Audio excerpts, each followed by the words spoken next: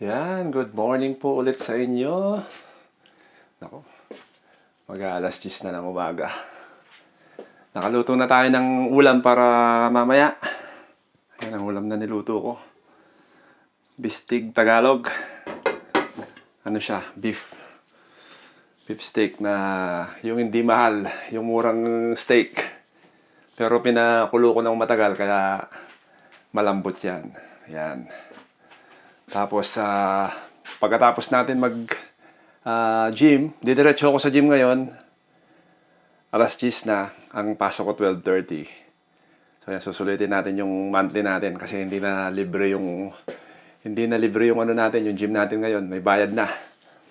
Tapos na yung promo na 5 pounds sa first month. So nasa second month na tayo. Kailangan nating sulitin yung pag-enroll natin yan. Nasusulit ko naman so far. Sa isang linggo at least nakakadalawang beses ako. So first time natin this week, Tuesday, bago pumasok. Nasubukan ko na medyo pagkatapos mo mag-gym, pagod ka pag nasa trabaho ka na, siyempre tapos ka na mag-workout. Pero yung sauna, talagang malaking epekto niya. Kumbaga nare-refresh talaga yung pakiramdam. Yan. Pupunta na tayo dun ngayon. Ako lang ang tao dito sa bahay. Yan,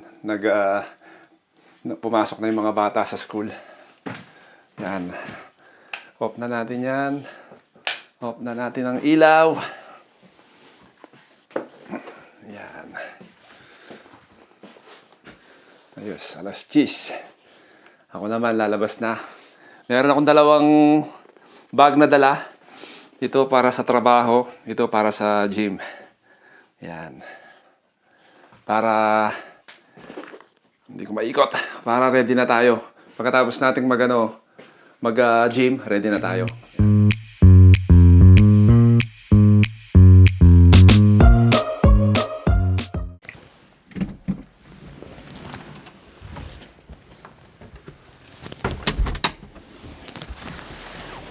Muulan.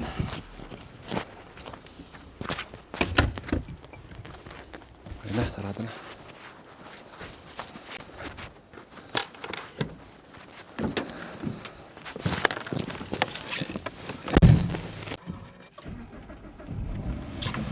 May gas pa tayong konti. Pwede pa. Bukas tayo magpagasor sa the following day na. So ayan yung baon ko for today, dala ko na sa bag ko. Ang binaon ko yung ano na rin, yung bistig Tagalog. Kasi sigurado mamaya gutom tayo pagkatapos ng workout. Napaka basa ang panahon ngayon, yan, maulan. Yan, no? Magdamag umuulan. So si Joe kanina hindi ko siya hinatid, na sinabay siya ni Neil, yung kasama niya sa trabaho. So na dire-diretso yung tulog ko kanina. Gising tayo mga 7 na. Nabisi tayo sa umaga sa pagluto at pagpe-prepare, kaya ngayon pa lang ako nakakaalis, alas 10. So hindi naman natin kailangan magtagal ng sobra dun sa gym. Basta't makapagpapawis tayo at sauna, okay na sa akin yun.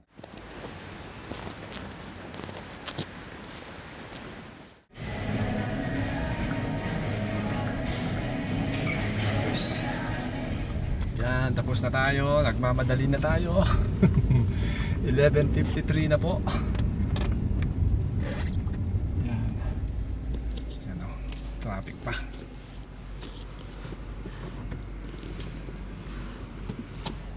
Anong oras? So magmamadali lang tayong pumunta sa trabaho. Doon na ako magla-lunch. Yan.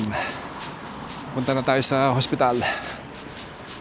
Medyo maginaw pero hindi ko nararamdaman yung lamig ngayon dahil sa katatapos natin mag-workout as usual. Pagkagaling mo ng doon, pagka nag-sauna ka, paglabas mo hindi mo mararamdaman yung lamig kaagad eh. Pinagpapawisan pa nga ako. Yan. So yan, papunta na tayo sa hospital. Mga matagal yung di nakita to. Yan, ng hospital namin. Nga pala, Kahapon ay ano namin ni Joe. Anniversary namin ni Joe kahapon. Pero hindi na kami nag-vlog. Kasi gusto niya ng ano eh. Gusto niya ng moments daw namin dalawa na walang storbo. Kaya walang vlog kahapon. Nag-date lang kami. Nag-lunch. Tapos naggala-gala. Yan lang sa town. Ang plano namin Henley. Kaya lang na-late kami ng tapos sa umaga. Tinamad na kami. Hindi na kami pumunta ng Henley. At saka masama yung panahon kahapon eh.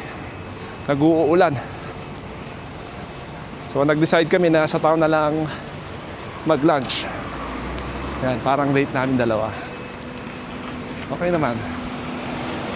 Tama nga naman siya pag minsan kailangan mo ng ano, ng solemn moments.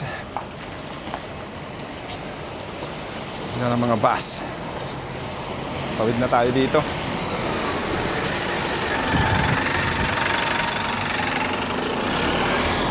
Ano? Baha dyan, oh. So, yan. May time pa akong kumain. Sakto. Kakainin ko yung bopis. Yung bopis na... Ay, bopis. Ano ba yan? Yung bistig. Bistig Tagalog. Puno ng sibuyas. O, yan siya.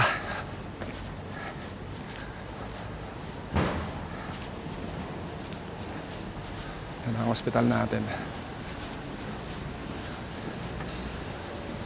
So, medyo mahigpit sila sa privacy dito. Kaya end ko na muna to dito. So, yan. Dito na tayo sa staff room. Hindi alam na mga kasama ko nagbibideo ako.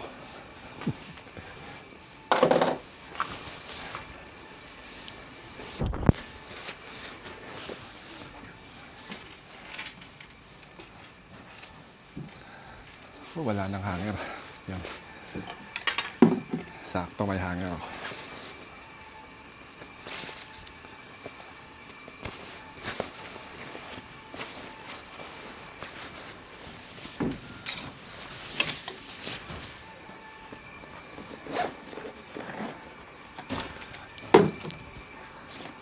Ganun na tayo.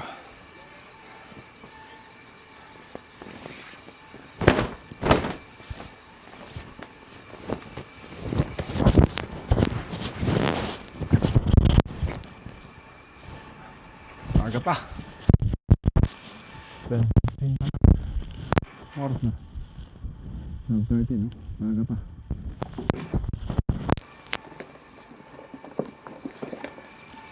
So, ito yung baon ko. Hindi pa akong gutom eh. So, mamaya na tayo kumain. Para mahaba yung fasting natin.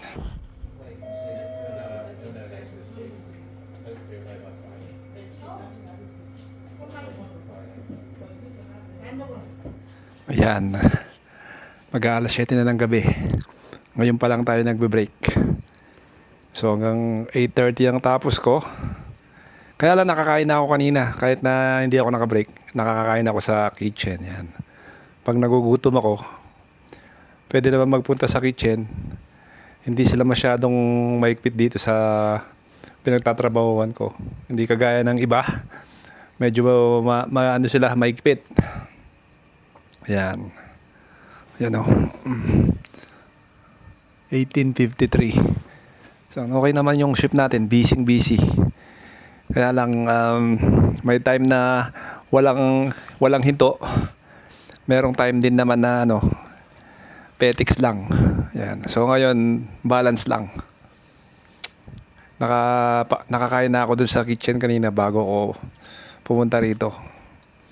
Gagamitin ko yung break ko kasi pag di ko ginamit, yan, sayang. So yun nga palang yung nga palang mga nanonood sa atin na hindi nakakaalam. Yan, ako nga po pala si Mike ulit. Nakatira dito sa Reading, dito sa England. Kasama ang pamilya ko. Asawa ko si Joe at ang dalawang anak ko si Seb at si Joakim. Yan. Parehong nagtatrabaho sa hospital. Yan. Kasi may mga nagtatanong eh. May mga nabigla doon sa huling vlog ko. Yun nga, hindi nila alam na si daddy wala na. So nangyari po yun nung October. Ayan, umuwi ako mag-isa kasi hindi namin kayang umuwi lahat dahil may pasok yung mga bata. Hindi rin pwedeng sumama si Joe kasi wala magbabantay sa mga bata dahil nag-iiskwela pa sila nung time na yon. Ayan. Pero si Seb gusto niyang umuwi. Ayan, medyo iyak nga siya nung nalaman niya. Tapos si Joakim naman, nung time naman na yon, pumunta sila sa Wales. Meron silang parang isang linggo siya doon mga Monday to Friday. Walang uwian. Residential yung tawag doon yun. Yung si Seb kasi nung siya yung year 6, wala siyang ganun dahil COVID. So yun. Umuwi ako noon 2 weeks lang. Siyempre para ibigay yung ating huling respect kay daddy. Mabuti na lang nangyari yun nung hindi COVID, no. Pagka nangyari yun COVID, parang mahirap, di ka pwedeng umuwi. At least nakita ko si daddy kahit sa huling sandali lang. Yun. Maayos naman na gabi-gabi maraming tao. Tsaka yan, pasalamat ako sa mga nagpunta, sa mga kamag-anak namin, sa mga kaibigan ng mga kapatid ko, ng mami ko. Yan. Nakakatuwa kasi madaming tao palagi everyday. Pero yun nga, nakakalungkot din dahil nung umuwi ako, sunod-sunod actually yung mga nawala sa pamilya namin. Si Bapang Goto, kapatid ng lolo ko. Tapos si Ima, yung lola ko. Tapos si Daddy. Tapos si Lola Agros, kapatid ni lolo ko din, Tatang. Tapos yung auntie ko sa Concepcion, si Auntie Linda. Sunod-sunod sila. Kaya nga nung nandun ako, nakatatlong dalaw ako sa bali 3 sa Burol. So yun. Okay lang kahit na gano'n, at least nagka-chance ako na makabisita. Kasi kung nandito ka, wala, mahirap. Pag nandito ka na, mahirap Unang-una, pamasahe mo mahal. Tapos sa trabaho, binigyan ako noon ng work ko, para compassionate leave. Mga 1 week. So thank you sa kanila. Yun, nung nandun ako, natutulog ako kay mami. Araw-araw kasama ko siya sa kwarto nila daddy. Yan. Kasama sila Mika doon, tsaka yung pamilya ni Mika. So ngayon nga, natutulog si mami sa kasama sila Mika. Magkakasama sila sa isang malaking kwarto. Kasi, syempre, siguro, nakakatulong din kasi pag siya lang mag-isa sa gabi, wala siyang kasama, baka mahirap na rin, no? Mas maganda may kasama siya. Kasi pagka may edad na, hindi mo alam kung may mangyayari, at least kung may kasama siya, may nakabantay. Hindi naman tayo nag-iisip na may mangyayari, pero madaming pwedeng mangyayari, di ba? Mas maganda na yung sigurado tayo. Yun, nakakalungkot. Kasi si Mia, wala din, hindi rin sila nakauwi. Pupunta lang nila Mia sa sa Amerika nung May. So yun, sabi ko nga sa kanya nung nagpaalam siya kay Daddy, sabi ko tatagan mo yung lobo dahil malamang yan na yung huling pagkita niya ni Daddy. Kasi papunta na siya dun Alam ko naman dahil nagtatrabaho ako sa sa dialysis. Sa renal ako nagtatrabaho. Alam ko yung mga pasyente na malapit na. Anything can happen nga nila pagka dialysis patient ka. So yun, haba na ng kwento ko. Yun lang, kinuwentuhan ko lang kayo sandali habang naka-break. So uwi tayo mga 8:30 kasi meron pa kaming may isang pasyente pa kami nakasalang. So yung unit namin dito, yung ward namin, hindi siya parang chronic, hindi kagaya ng mga normal na mga dialysis na center. Yung pinagtatrabaho ng asawa ko, siya, ah, chronic, mga regular.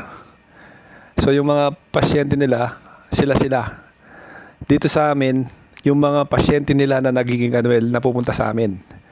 Yan, kaya unpredictable dito sa amin. Minsan, matatapos kami ng alas 8:30, may parating pa. Although hindi ko naman kailangan magstay, may on-call kami. Basta ako 8:30 tapos ko, 8:30, ano na yun, yun na yun. Minsan mag-stay ka ng konti, syempre para tulungan mo yung nurse mo. Pero hindi ka obligado na magstay. Kasi dito, ang labanan dito, pagka tungtong ng oras mo, pagtapos mo, alis ka kagad. Wala silang masasabi. Kaya lang pag minsan, konsiderasyon din, di ba? Syempre, iwanan mo yung kasama mo na walang kasama, mag-isa, mahihirapan. So, stay lang sandali, tulong ng konti, tapos alis na rin. Yun, ganun. So, kumain na ako. Alas 7 na, naririnig ko yung tunog ng kampana. May kampana dito sa tabi ng hospital eh. Sakto, alas 7 na ako. Ayan, ang dami kong daldal, no? Anyway, ganito lang ang buhay namin dito. Ayan. Pag ako nag-late shift, yung asawa ko early shift. Pag ako naman yung early shift, siya naman nagbi-middle. Never na siyang, hindi naman never. Pag minsan nag-ano din siya, twilight, yung 3 to 11:30. Nung bago pa kami, ganun lagi kami. Ang isa early, yung isa naman twilight or late shift. 7 to 3, tapos 3:30 to 11:30. So, ganun kami. Nakaraos naman yan. Ngayon, malalaki din mga bata. Naiiwanan na namin, na nababantayan na ni Kuya si Joakim yan. Tsaka, yun. Malaking tulong din yung camera sa bahay. Kahit papaano, nakikita namin sila kahit wala kami. Yan. A few moments later. Ay. Late na tayo tapos.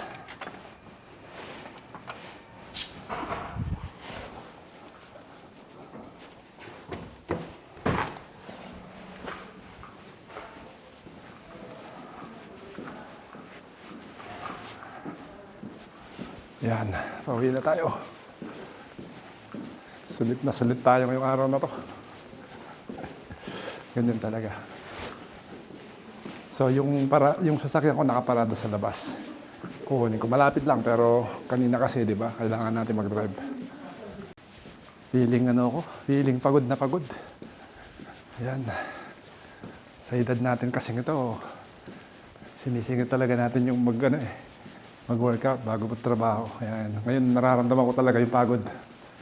So tingnan natin. Kailangan natin na magpahinga ng maaga. Dahil kung hindi, baka magkasakit naman tayo. Yan. Kailangan lang tayo yan. Shower, kain, nood ng konting palabas, Netflix, YouTube, tapos tulog na kagad. Dahil kung hindi, wala. Yan tayo. Yan ako. Yan o. O, diba? Madilim na.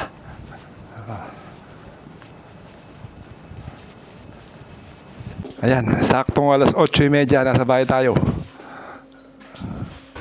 Yan o. Ay.